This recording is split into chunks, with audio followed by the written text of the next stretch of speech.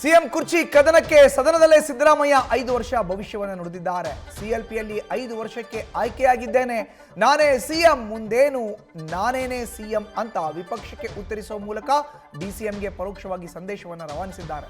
ಅಷ್ಟೇ ಅಲ್ಲ, ನಾನೇ ಸಿಎಂ ಅಂತಲೇ ಬದಲಾವಣೆ ಚರ್ಚೆಗೆ ಬ್ರೇಕ್ ಕೂಡ ಹಾಕಿದ್ದಾರೆ. ಪವರ್ ಶೇರಿಂಗ್ ಪ್ರಶ್ನೆಗೂ ಸಿದ್ದರಾಮಯ್ಯ ಮೊದಲ ಬಾರಿಗೆ ಸದನದಲ್ಲೇ ಕ್ಲಾರಿಟಿ ಕೊಟ್ಟಿದ್ದಾರೆ.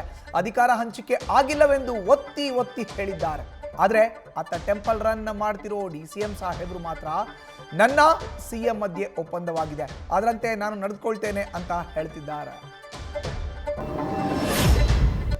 ನಾನೇ ಸಿಎಂ ಎಂದ ಸಿದ್ದು ಹೇಳಿಕೆ ಡಿಕೆಶಿ ಆಪ್ತ ಹೇಳಿಕೆಗೆ ತುಪ್ಪ ಸುರಿದಂತಾಗಿದೆ.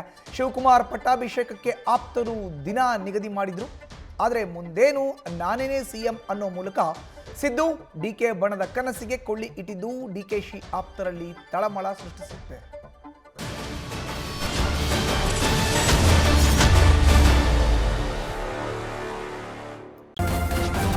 ನ್ಯೂಸ್ ಫಸ್ಟ್ ನಿರ್ಭೀತಿಯಿಂದ ನಿಮ್ಮ ಪರವಾಗಿ.